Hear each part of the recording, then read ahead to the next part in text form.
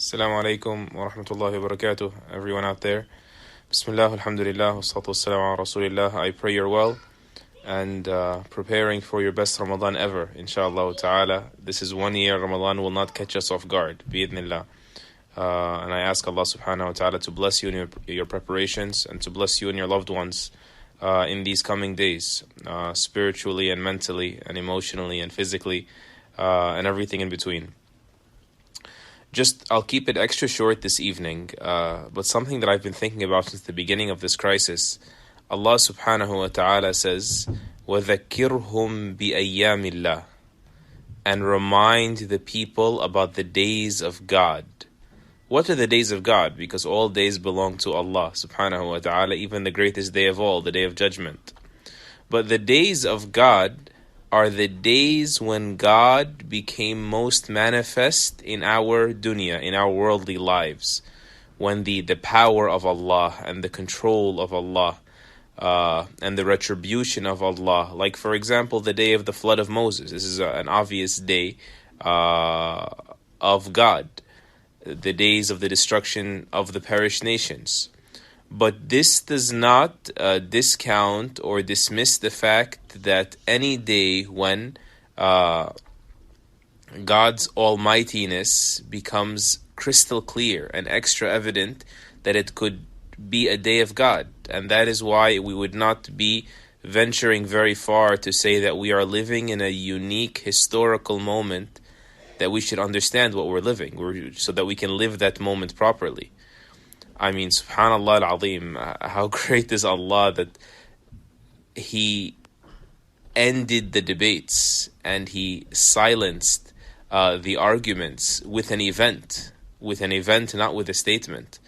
And He exposed our collective arrogance as the modern world, and our demand for an explanation of God, or our demands that God's demands be reduced to an hour a week, or all of these ills of prosperity. Allah Azza wa Jal has shown us just how exposed, just how vulnerable, just how transgressive we are and we can be and we continue to be the moment we forget Him. As He said elsewhere in the Quran, كَلَّا إِنَّ الْإِنسَانَ لَيَطْغَى أَنْ رَآهُ اسْتَغْنَى. Certainly the human being will always transgress when he feels himself self-sufficient, like he has no needs. And Allah subhanahu wa ta'ala showed us that at the height of our advancement, at the height of modernity, we are as needy and as vulnerable and as powerless as ever. And so we must be very careful about this moment that we are living, that many people in the modern era died before they saw.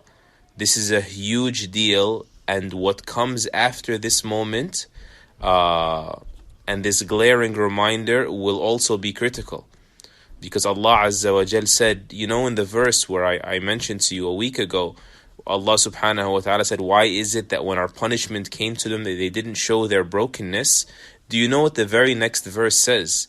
The very next verse says, فَلَمَّا نَسُوا مَا ذُكِّرُوا بِهِ. But then after that, their hearts were hard. And then when they forgot the reminder, yet again, even after the punishment, they forgot the reminder that they were reminded with, what does Allah say? What is the punishment? فَتَحْنَا عَلَيْهِمْ أَبْوَابَ كُلِّ شَيْءٍ. We opened up for them, we expanded for them the gates of everything.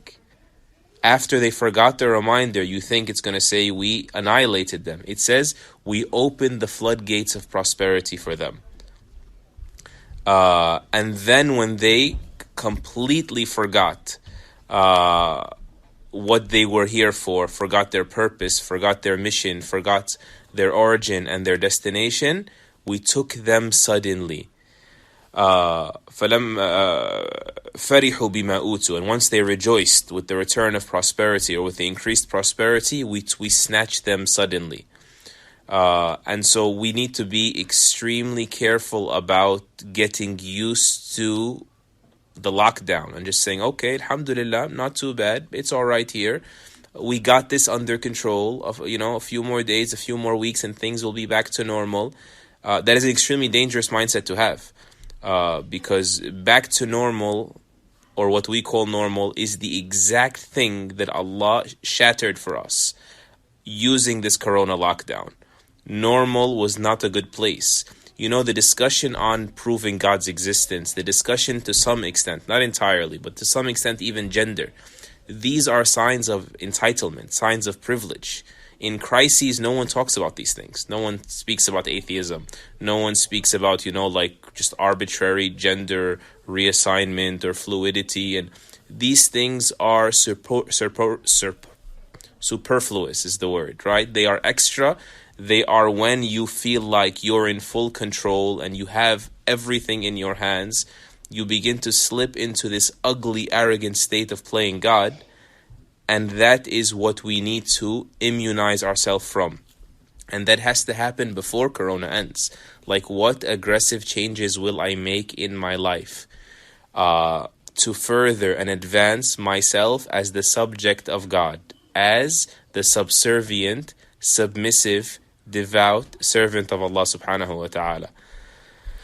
It is not just some dua we're going to make. It is not just some wait time and it's a quick fix, a life hack like everything else in our life. No, our life has a grand purpose and Allah has chosen us and esteemed us if we are to realize that. And if not, then we will plummet beneath even the animals and we will be subjected to a punishment the likes of which many nations have never seen. So may Allah Azza wa Jal help us wake up more and more with every brand new day. Remove the dust off of us, rub off of this rust. Get past the fact that yes, we are being arrogant. Yes, we are taking things too lightly. Yes, we are at a juncture, a crossroads, whether we're going to get closer to Allah or we can potentially be sealed off, may Allah forbid, at a point of seemingly no return. May Allah help us and you and make us worthy to be His slaves. Allahumma ameen. Assalamu alaikum wa rahmatullah.